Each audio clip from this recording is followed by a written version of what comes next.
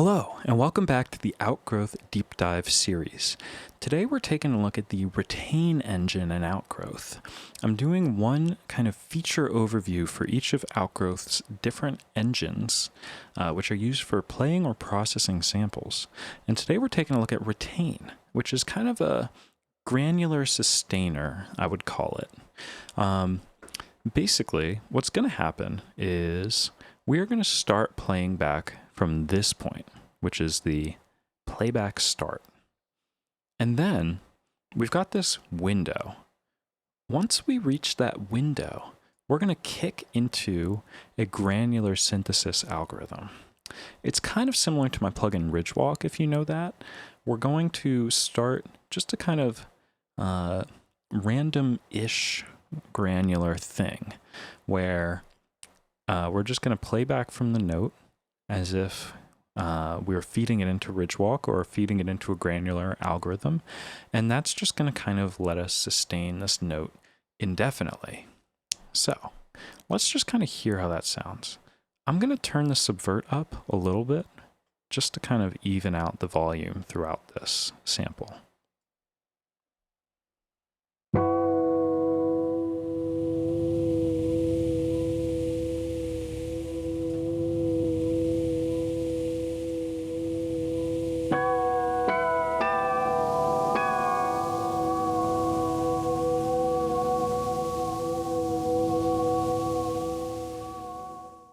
So you can see that we started playing back from the start,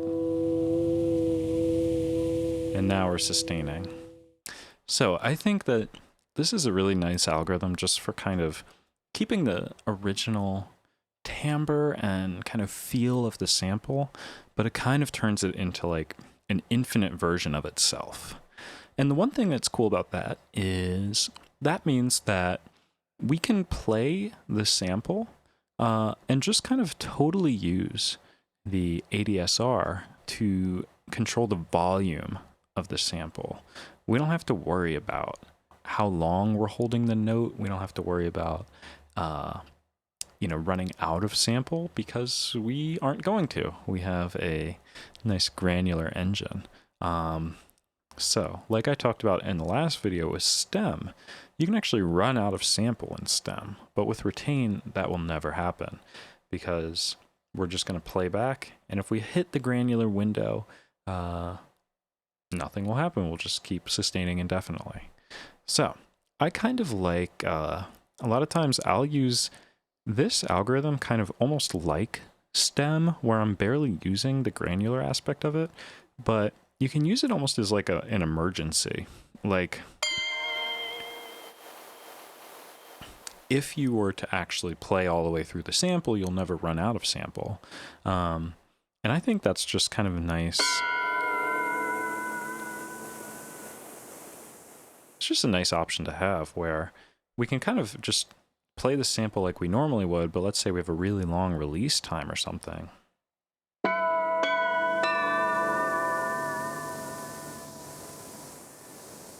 We're not going to totally run out of sound, which is cool.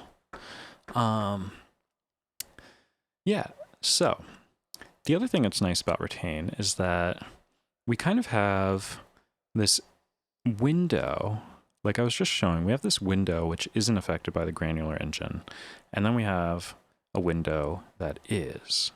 So I think that's nice just to kind of like isolate the original transient that a lot of samples have. For example, there's that kind of sharp attack here. And usually you don't want that kind of thing running through a granular processor because you can end up getting kind of random volume spikes in there. Maybe I can show that.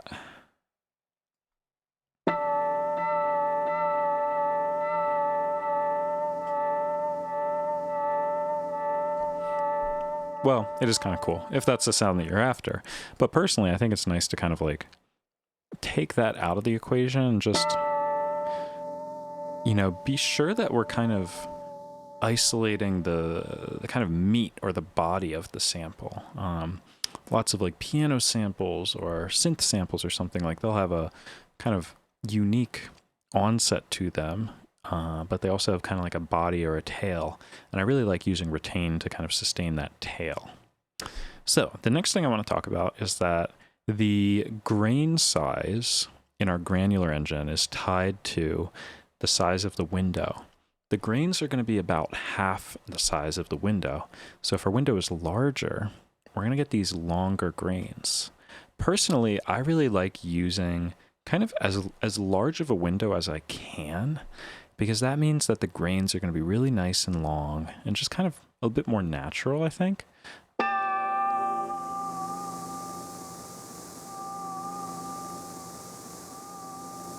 Because then we're spending more time playing a grain and less time kind of, crossfading between a grain. But you can totally get kind of glitchy if that's what you want.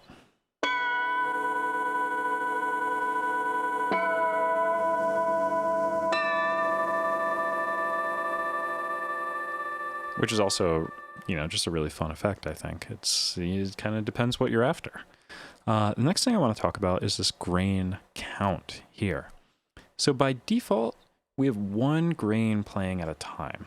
This is, again, it's similar to Ridge Walk, where it's like kind of a granular thing. It's kind of a looper, but basically by default, there's one grain playing. And when that grain starts to die away, we spawn another grain. So there's only ever one really running at a time, or there are two that you're kind of crossfading between. But we can turn this up. And if we turn this up, two things are going to happen. One is that we're going to get kind of like a more ethereal, chorusy sound. But we're also going to add a little bit of random stereo spread. So let's add 2 grains. Well, actually, I'll turn it up while holding a note out.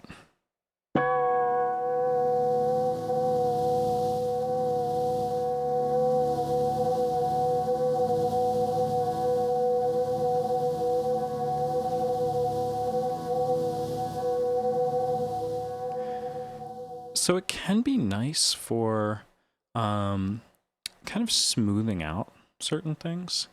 It can sound kind of just more congealed if you have more grains running at a time. But it will also sound just a little bit more divorced from the original sound. So I find that, sometimes there can be a bit of a sharp contrast between the initial playback and then the granular window. But maybe that's what you want. Maybe you want it to kind of transition into this ethereal sound over time.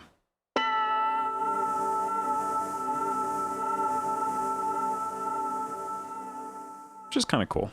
The other thing to be aware of is that when you have multiple grains running and they're kind of overlapping like this, it can lead to some mixing issues. It can lead to phase correlation issues. It can lead to phase cancellation issues. So it's kind of like a little bit less predictable. It can be a really nice effect, but you should know that, sometimes it can have some adverse effects, especially if you're playing like lower notes or something like that. I should also note that in the settings, there's an increase stereo control, which is going to increase how stereo these grains can get.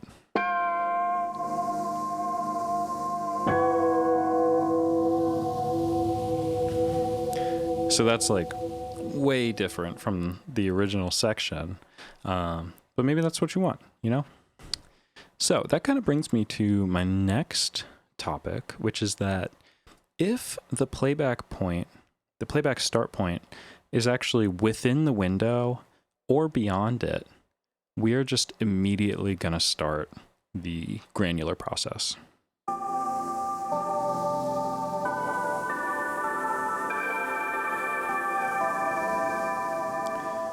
So if you do that and you forego kind of that initial transient and just start sustaining immediately, then you can kind of ignore this whole problem where, maybe the granular section sounds a little different than the original section. Maybe you just want to hear the granular section, and then that's kind of a nice way to accomplish that. The modulation over the start point can be fun, because it actually controls like where in the window, we're going to start that granular process. So let's add an LFO to the start point.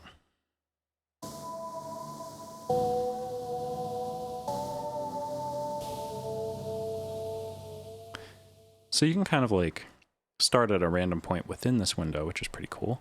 The other thing that's kind of fun is that you can actually modulate the window itself and kind of control what part of the sample we're playing back from.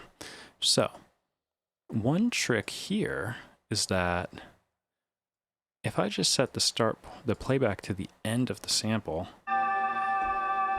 we're always going to play the granular window, because like I said, if the playback start point is after the granular window, then we're just going to always start within it.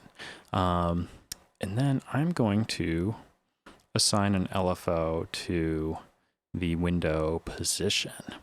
So this sample has like some tonality up front and then lots of noise in the back end. So as it moves around, we're going to hear different timbres and different textures that are present in this sample.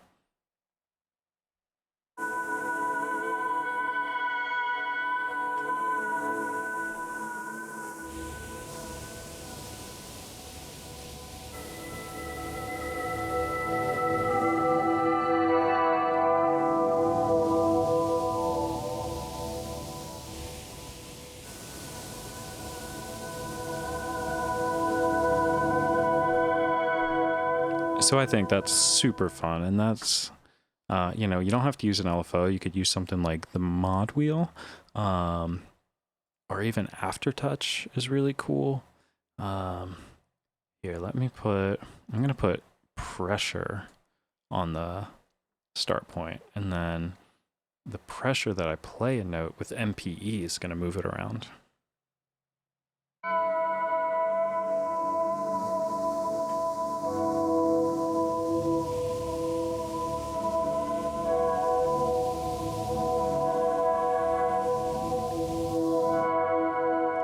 And each one is like totally unique, which is awesome. So I think that's like super fun. It's like kind of like a playable granular synth or granular like delay or reverb or whatever, which is really fun, I think. Okay, the final thing I want to cover is not necessarily related to the Retain engine, but I just wanted to point it out, which is that you might want to play the sample in reverse. You might be wondering, how do I play it in reverse? You know, if I put the start point here, I thought it was going to reverse, but it doesn't. So how do I do that? Well, in the samples menu, you should know that you can always reverse a sample. And then that's nice because it just reverses the whole thing, and then you can just go from there. You don't have to worry about like the engine itself reversing anything.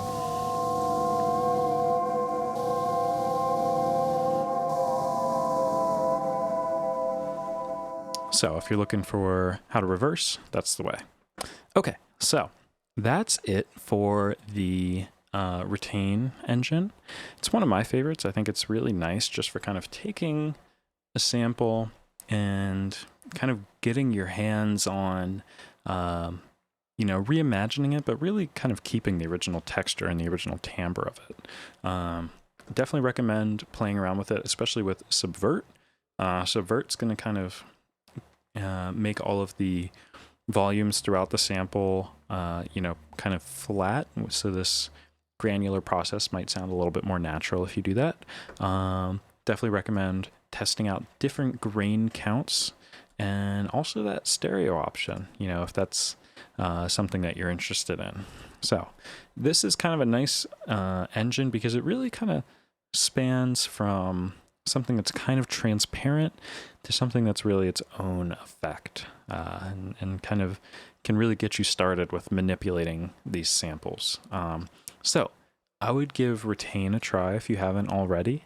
Hopefully it's not very intimidating, and I hope it's fun for you to play around with. So thank you for trying Outgrowth. Thank you for watching this video, and there's going to be a few more for the rest of the engines. Take care.